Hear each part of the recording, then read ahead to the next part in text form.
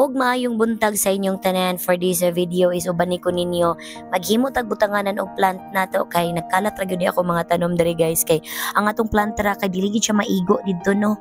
So it's time na siguro nga maghimo tag bag-o para maplastar nato sila. So as you can see, I'm using a time lapse kasi medyo para dili mataas ang atong video. Guys, mo ni ako ang ginabuhat pag kanang ma-bored ko, like kanang wala na ko'y mahuna-hunaan nga trabahoon. So mo ni akong ginabuhat daan pa jud ko sa una guys, magpanday-panday, bisag unsa na lang ang buhaton, usahay magpanday pa jud ko katri.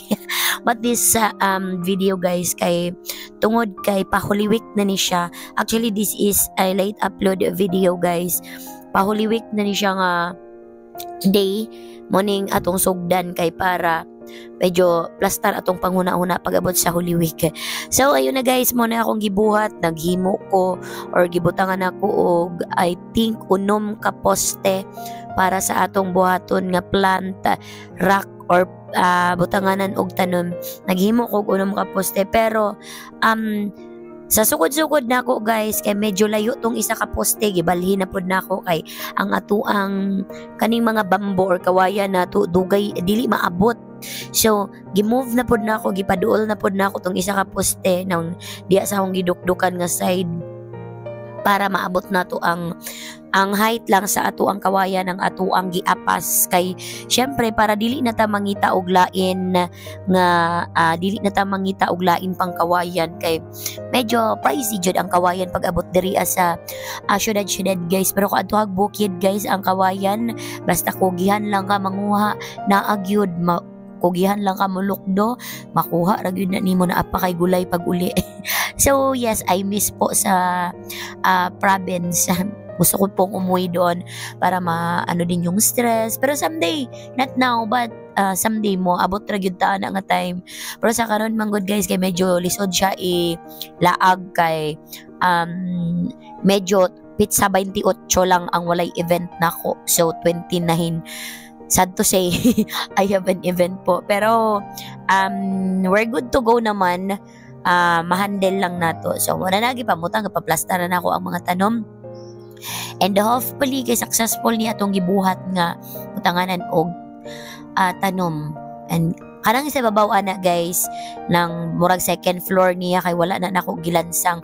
Kay kung lansangon nako ang kanang poste dito sa kanang tag-as nga poste diya sa likod, pag ako pa siyang lansangon guys, muok-ok na siya padulong sa baba, kay ang ilalom anang yuta guys, kay ginakut-kut pod siya og ilaga. Then ano sad na siya diha guys, kung baga naa diha ang hose sa among lababo padulong sa kanal sa area dito sa kanal pagawas na sa amuang area. So mana ako na lang gipaigo guys, although wala gyud nagkasya tanan, but still naigo ra gyud. And after that, so napag-isipan ako nga sayang maning battle na mura siya og sudlan nagtuba sa unang panahon. Sayang man siya, and nice po siya himuon nga decoration. So ang akong gibuhat guys, kay akong tubig, gibutangan ako siyang tubig, and na ako'y mga pothos na medyo dagko na siyang dahon. So may akong gibutang dira kana siya si pothos. Alright guys, na ako'y update ana kay medyo I think mga this is 1 week na since I made this video. Na ako'y update sa atong pothos guys, makita ninyo sulod sa isa ka semana unsa kataas ang gitubo sa roots or sa ugat sa ato ang pothos. Kani si atong duha ka plants kay naka-roots naman yun ni siya sa tubig daan. Kani yun si pothos guys, kaya na-shock ko. Kay ang akong gibuhat na after na ko ma-plastar. So kanang nga time guys, kinagdali-dali sad ko kay medyo naipinakalit nga event nagihatag si Miss Anna Marie. So kailangan ako apason motong nagdali-dali jud ko ana. So as you can see guys, kanang duha na to ka plants, kanang nakalimot jud ko sa mga name ana while nag voice over ko with this video. Nakalimot ko sa mga pangalan ana nga mga tanom, unlike sa una nga guys, ma-memorize gyud na ako ng mga tanom nga ako makit-an. Sa karon man good murag nakalimot na jud ko. So pasensyahi gyud ninyo guys, and pasensyahi po ninyo ang akong tingog kay medyo pagaw po ta karon. So as you can see, makita ninyo ang buyot-buyot ginagamit ko na siya guys, inabutangan og mga cellphone pag mulakaw. Pero nakyutan man ko, so gibutang na ko, gisulod na ko ang batel-batel dira sa buyot-buyot na to para as i-design na lang pod kay himuon pod na ko siyang centerpiece sa ato ang photos o kanang para dili kayo makita ang iyang roots. Munang akong ingon guys, nga na ako'y update ana kay na surprise jud ko. Well, nag-watch ko sa video, nag-edit ko, gi-check na ko, na wow jud ko sa iyang routings na karon. Alright. So, ayan, this time guys, i-open na to, mauna ni ang update sa akong ingon nga photos. As you can see na siya ugat sa babaw, okay, nagawas na iyang mga routings. By the way guys, ang Bisaya po sa roots is ugat. Okay, sa mga nagtatanong po. And okay, alright, ayan na po yung ating mga roots niya sa ilalim. As you can see, after 1 week, yan po yung tubig na sinipsip niya.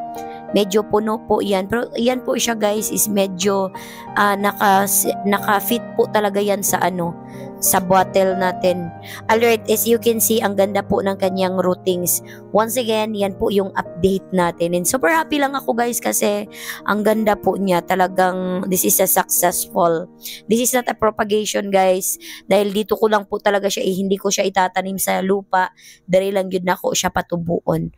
Alright, and that's it for this video. Thank you so much for watching. See you again on our next video. Ingat po kayong lahat. God bless everyone. Bebush and paalam. Bye! Please don't forget to like, share, and subscribe to my YouTube channel. Thank you so much. Mwah, mwah, mwah, mwah.